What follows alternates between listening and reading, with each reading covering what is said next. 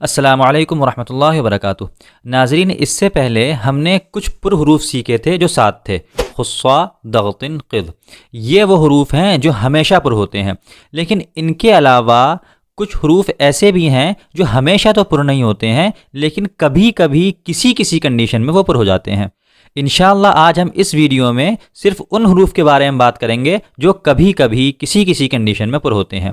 اگر آپ ہمارے چینل پر نئے آئے ہیں تو چینل کو سبسکرائب کیجئے اور ویڈیو پسند آئے تو لائک ضرور کریں۔ کبھی کبھی پر ہونے والے حروف میں سب سے پہلا لفظ ہے لفظ الف۔ لفظ الف ہمیشہ تو پر نہیں ہوتا ہے، لیکن اس سے پہلے اگر کوئی پر حرف آ جائے تو لفظ الف پر ہوتا ہے۔ یعنی خصا، ضغط، قذ، ان 7 میں سے اگر کوئی لفظ الف سے پہلے آئے تو ہم الف کو پر کریں گے، جیسے وَلَضَّالِّينَ۔ ضاد کے بعد لفظ الف ہے، ضاد پر ہو رہا ہے، اس کی وجہ سے لفظ الف پر ہوگا۔ جیسے مرصاد، صاد کے بعد لفظ الف ہے، یہاں بھی الف پر ہوگا۔ جہاں جہاں بھی الف سے پہلے کوئی پر حرف ہوگا وہاں ہم الف کو پر کریں گے۔ دوسرا لفظ ہے لفظ لام۔ لام ہمیشہ تو پر نہیں ہوتا ہے، لیکن صرف لفظ اللہ کے لام کو ہم کبھی کبھی پر کرتے ہیں۔ لفظ اللہ کے لام سے پہلے اگر زبر یا پیش ہو تو لفظ اللہ کا لام پر ہوتا ہے، جیسے نصر اللہ، را پر پیش تھا، اس کے بعد لفظ اللہ آ رہا ہے، را پر پیش ہونے کی وجہ سے ہم لفظ اللہ کو پر کریں گے۔ اس لفظ اللہ کے لام کو لام جلالت بھی کہتے ہیں۔ زبر کی مثال جیسے قل هو اللہ احد، هو اللہ، واو کے اوپر زبر ہے، اس کے بعد ہم لفظ اللہ کے لام کو پر کر رہے ہیں۔ لفظ اللہ کے لام سے پہلے اگر زیر ہو تو ہم اسے باریک پڑھتے ہیں، جیسے بسم اللہ الرحمن الرحیم۔ الف اور لام کے پر اور باریک ہونے کی صورتیں تو بہت آسان تھیں، لیکن اب ہم اس سے آگے بڑھتے ہیں۔ تیسرا لفظ آتا ہے لفظ را۔ را بہت ساری صورتوں میں پر ہوتا ہے، بہت ساری صورتوں میں باریک ہوتا ہے۔ آئیے ہم را کے تمام قاعدوں کو جانتے ہیں۔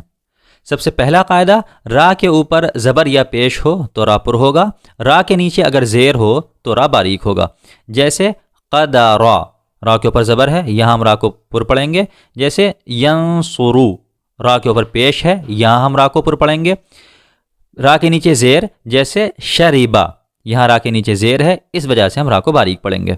بالکل اسی سے ملتا جلتا قاعدہ، را کے اوپر 2 زبر یا 2 پیش ہوں تو را پر ہوگا، را کے نیچے 2 زیر ہوں تو را باریک ہوگا۔ زبر اور پیش کی مثال ضرارن اور قدیرن۔ ضرارن میں را کے اوپر 2 زبر ہیں جس کی وجہ سے را پر کر رہے ہیں، قدیرن میں را کے اوپر 2 پیش ہیں جس کی وجہ سے ہم را کو پر کر رہے ہیں، اور خیرن میں را کے نیچے 2 زیر ہیں، یہاں را پر نہیں ہوگا، یہاں را کو باریک پڑا جائے گا۔ انہی 2 قاعدوں سے ملتا جلتا ایک تیسرا قاعدہ، تیسرا رول بھی ہے۔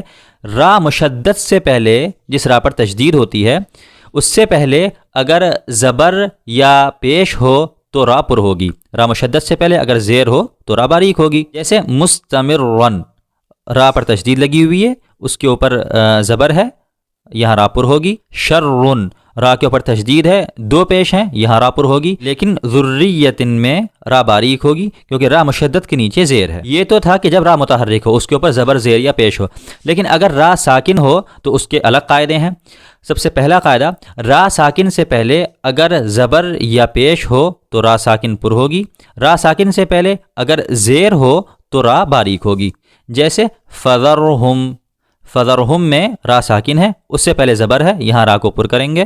انظر، انظر میں را سے پہلے پیش ہے وا کے اوپر جس کی وجہ سے ہم را کو پر کریں گے، اور انذر میں را کو باریک پڑھیں گے، را سے پہلے زیر ہے۔ اب تک را کے نیچے جہاں جہاں بھی زیر آیا ہے ہم نے را کو باریک پڑھا ہے، را ساکن سے پہلے جہاں زیر آیا ہے وہاں بھی ہم نے را کو باریک پڑھا ہے۔ اب ہم کچھ اس سے مختلف چیزیں دیکھیں گے۔ را ساکن سے پہلے اگر زیر ہو لیکن اس کے بعد کوئی پر حرف اسی کلمے میں، اسی ورڈ میں ہو تو را کو ہم پر کریں گے، جیسے قرطاس۔ قرطاس میں را سے پہلے زیر ہے، لیکن را کے فوراً بعد اسی ورڈ میں، اسی کلمے میں پر لفظ آ رہا ہے جس کی وجہ سے ہم را کو پر کریں گے، قرطاس۔ اگر را سے پہلے زیر ہوتا اور را کے بعد کوئی پر حرف حروف مستعلیہ میں سے، پر ہونے والے حروف میں سے کوئی حرف اسی ورڈ میں نہیں ہوتا، اسی کلمے میں نہیں ہوتا، تو ہم را کو باریک پڑھتے، جیسے انذر قومک۔ انذر میں را سے پہلے زیر ہے، اس کے بعد قاف ہے، پر حروف میں سے ہے، لیکن یہ ایک ہی ورڈ میں نہیں ہے، ایک ہی کلمے میں نہیں ہے. انذر الگ کلمہ ہے، قومک یہ الگ کلمہ ہے. یہاں ہم را کو باریک پڑھیں گے. تو را ساکن سے پہلے اگر زیر ہو اور اس کے بعد پر حرف اسی کلمے میں ہو تو را کو پر پڑھا جائے گا. جیسے قرطاس، مرصاد. را ساکن سے پہلے زیر تھا تو را کو ہم نے پر کیا تھا، اس کے آگے کوئی پر حرف آ رہا تھا. اب یہاں دوسری کنڈیشن یہ ہے کہ را ساکن سے پہلے زیر ہے، لیکن وہ زیر کسی دوسرے کلمے میں ہے، دوسرے ورڈ میں ہے، اسی ورڈ میں نہیں ہے، تو ہم را کو پر کریں گے. رب ارحمہما، یہاں با کے نیچے زیر ہے، لیکن ربی یہ الگ لفظ ہے، ارحمہما یہ الگ لفظ ہے. اسے ہم جب ملاتے ہیں تو رب ارحمہما پڑھتے ہیں. تو را سے پہلے با کے نیچے زیر ہے، لیکن الگ کلمے میں ہے، الگ ورڈ میں ہے، جس کی وجہ سے ہم را کو پر کریں گے. رب ارحمہما. یہ تو تھے را ساکن کے قاعدے. اب کبھی کبھار ایسا ہوتا ہے کہ را ساکن ہوتی ہے لیکن اس سے پہلے والا لفظ بھی ساکن ہوتا ہے.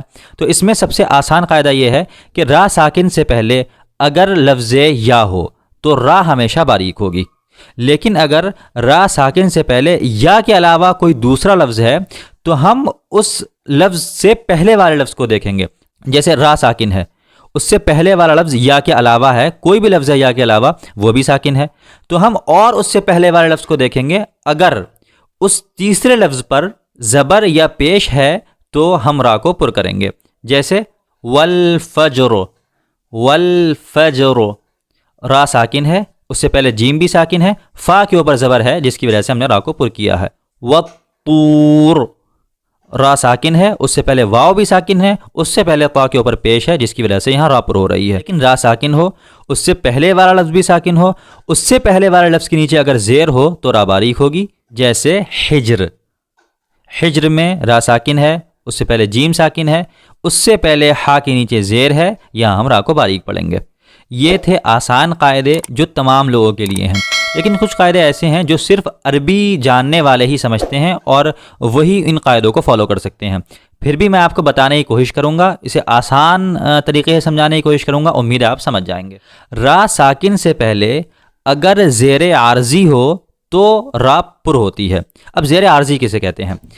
عربی میں ایک قاعدہ ہے کہ عربی کے کسی بھی لفظ کو اگر آپ پڑھنا شروع کریں گے تو لفظ ساکن سے اس کی شروعات نہیں کر سکتے.